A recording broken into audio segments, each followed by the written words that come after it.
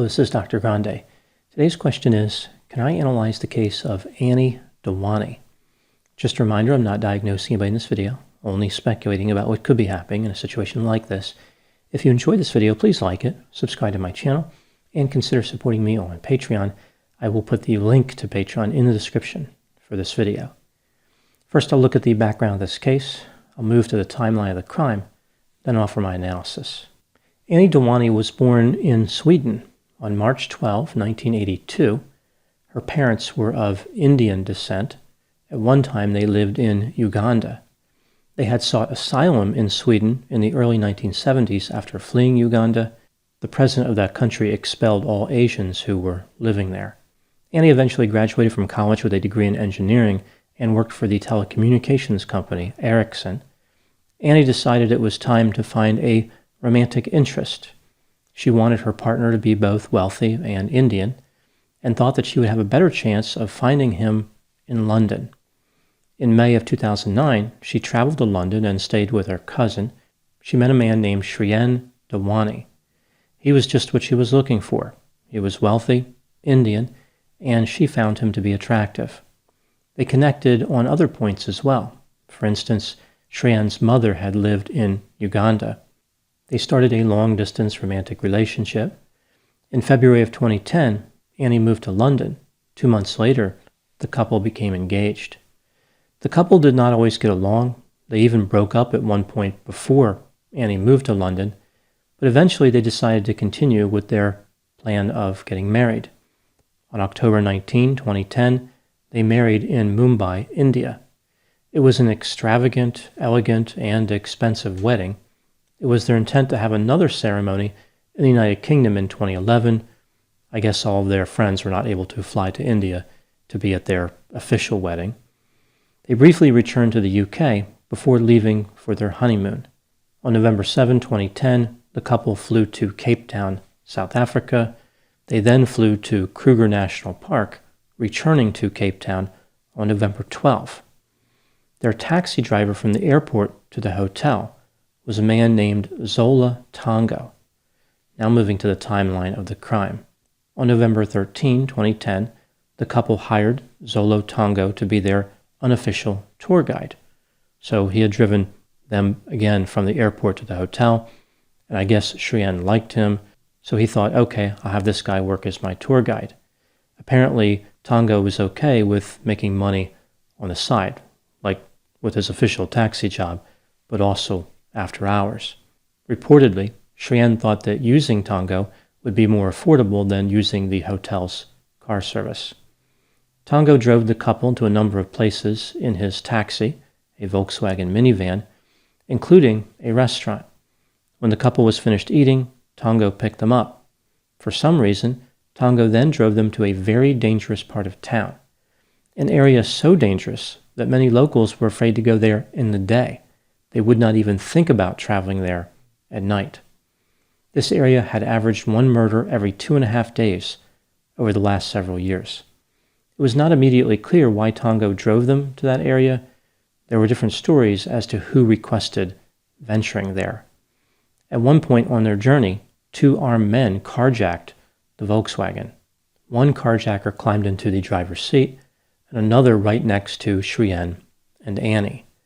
They robbed Anni, taking his watch, phone, wallet, and cash. Anni hid Anni's expensive engagement ring in the seats of the vehicle. The carjackers did not get that item. About 17 minutes later, the carjackers threw Anni out of the vehicle as well, saying they would release his wife separately. Anni ran through the streets, knocking on doors until somebody finally called the police. Anni was found dead in the back seat of the taxi at 7:50 a.m. the next day. She had been shot 1 time. The bullet struck her hand, chest, and neck. The neck wound would prove to be fatal. In addition, Anni had bruises on her body, including on her inner leg, but the police believed that no sex-related crime had occurred. Some of her personal property had been stolen, including her diamond bracelet, phone, purse, and watch. The authorities believed this was a straightforward case. Anni was killed by armed carjackers. Her body was released to her husband, who returned to the United Kingdom. Later, her body was cremated. During the investigation, the police found a palm print in the Volkswagen. Over the next few days, the police arrested 2 attackers, Kolyle Minjeni and Swamadota Kwabi. They also arrested a hotel receptionist named Monde Malumbo. For some reason, the 3 conspirators were allowed to talk to one another. I guess it was part of South Africa's new Get Your Story Straight program to reduce convictions or something. I can imagine a poster hanging on the wall in the jail. Don't want to stay here? Get your story straight. The initial story was that they were trying to rob Annie. During the struggle, she was shot. Murder was not their objective. None of the initial confessions made any mention of any other conspirators. This was simply a robbery gone bad. Not long after this, their stories changed. Now they were saying that Shrien had orchestrated the attack. It was a murder-for-hire plot. The taxi driver, Zola Tongo, initially claimed that he was just a victim of this carjacking. He had nothing to do with it. A few days later, his story changed as well. He said that Shrien was behind the crime. Tongo and Kwabi were offered favorable plea bargains in exchange for their testimony against Anni Dewani. They were sentenced to 18 and 25 years respectively. Life in prison would have been the expected sentence if they were convicted in a trial. The hotel receptionist, Malumbo, was granted full immunity. The 4th conspirator, Minjeni, decided to take his case to trial. He claimed that the police had suffocated him with a plastic bag in order to facilitate a confession. He said he was not one of the carjackers. He had an alibi. In November of 2012, he was convicted of murder and sentenced to life in prison. He died of a brain tumor about 2 years later. Anni Dewani vigorously tried to avoid being extradited from England to South Africa, saying that he had PTSD and depression. His attorney said he wouldn't survive in a South African prison. Shrien was finally extradited to South Africa in April of 2014. He was charged with murder, kidnapping, robbery, obstruction, and conspiracy. The 3 remaining conspirators testified against him. Again, one had died in prison, but they could not get their stories straight. In addition, Tongo and Kwabi had fabricated telephone calls and text messages and refused to identify a 5th conspirator, who they referred to in audio recordings. So somebody was responsible in this crime who was never caught. When the prosecution finished presenting their case, the defense argued for a dismissal, which the judge granted. The judge said that Tongo was the only witness who could connect Shrien to the conspiracy. His testimony was filled with inconsistencies and lies. There was no way to know where the lies ended and the truth began. The immunity for Malumbo was revoked due to him committing perjury. Later, it was determined that he could not be prosecuted. Now moving to my analysis. Even though the case against Anni Dewani was ultimately dismissed, some people still have questions about his guilt. Was he actually guilty? Let's take a look at the evidence both for and against the idea that he was guilty, starting with the inculpatory evidence. It appears as though Shrien had not been honest with Annie. Shrien was gay and apparently never told her. Several male prostitutes came forward after Shrien was accused and implied that he was into BDSM-style sex. He was a submissive. Shrien eventually admitted on the stand that he was living a double life. Guests at the wedding indicated that the two seemed detached during their ceremony, like neither one was really invested in what was happening. Annie texted friends right after she was married, suggesting that she was unhappy. Perhaps she had made a mistake. I guess it didn't take her too long to realize this mistake. Shrien made the unusual decision of hiring a taxi driver to be a tour guide. He had a number of unusual contacts with Tongo. For example, he met with Tongo in the parking lot of the hotel for a 10-minute conversation. This was prior to the murder. The day before the murder, he went for a drive with Tongo. During the drive right before the murder, the police said that Shrien was texting Tongo. Prior to Annie's body being located, Shrien met Tongo at the hotel.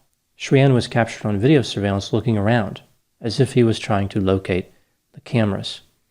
2 days after the murder, the two met again at the hotel.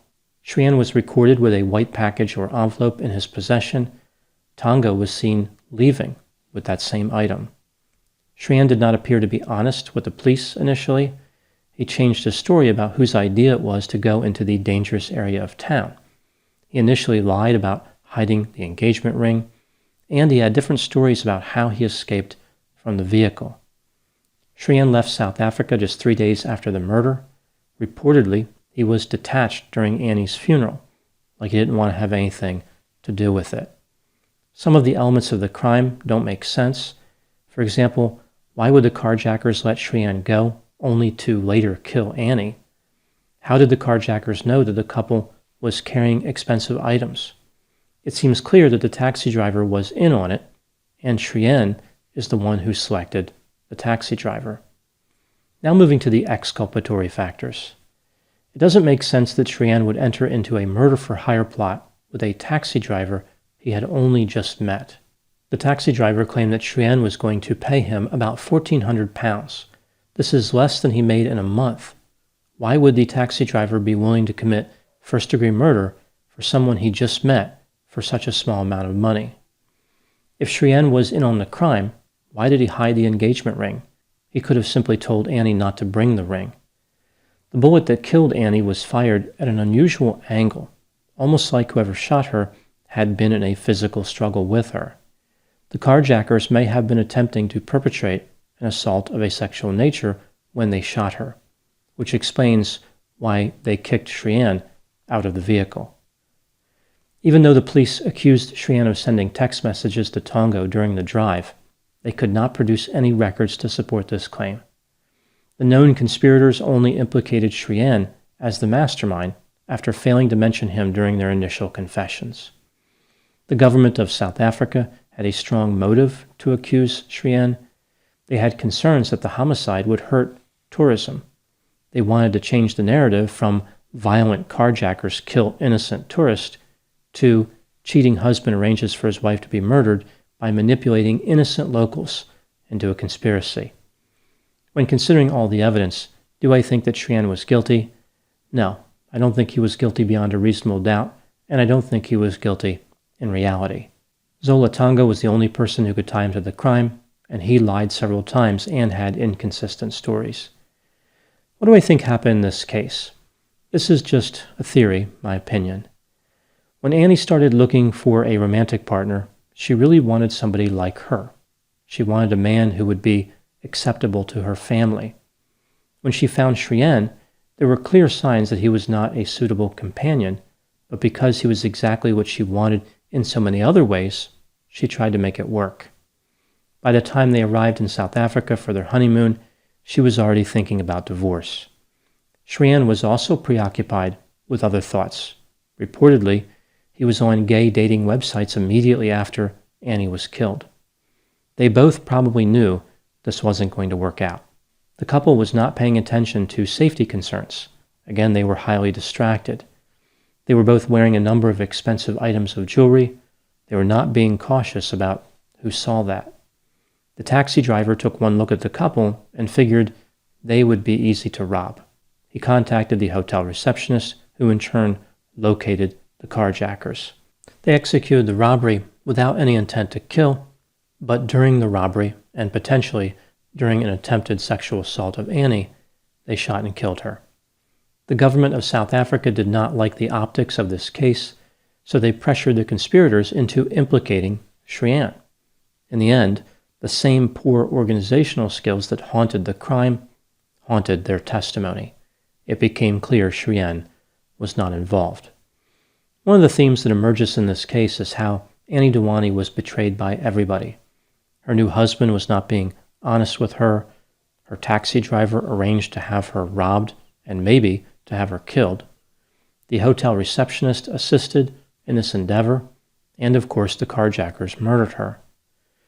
The last time I want to talk about is how South African officials didn't think their strategy through, if in fact they did encourage the conspirators to falsely implicate Shrien. Homicide of a tourist understandably hurts tourism. One of the main objects when somebody goes to another country to visit would be returning alive. Returning in a non-alive state would be much less desirable. If the officials had done nothing, the story would have been 4 conspirators kill innocent woman on her honeymoon. South Africa can be a dangerous place. If they had been successful in framing Shrien, the story would have been, come to South Africa to meet all of your murder-for-hire needs. We have plenty of people willing to commit homicide for a nominal fee. I guess this would stimulate tourism, but is that really a good strategy? It still means that South Africa is a dangerous place. With the case against Shrien being dismissed, neither of those 2 stories were promoted. Instead, the message to tourists was this: come to South Africa. Your spouse will get murdered, and you'll get framed for killing her. We know you're innocent, and your case may get dismissed.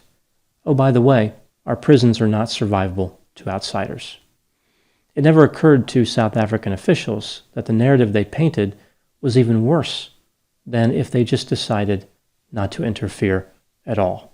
They should have just left the story alone. Often the truth is a better way to go. Those are my thoughts on the case of Anni Dewani. Please put any opinions and thoughts in the comment section. They always generate an interesting dialogue. As always, I hope you found my analysis on this topic to be informative. Thanks for watching.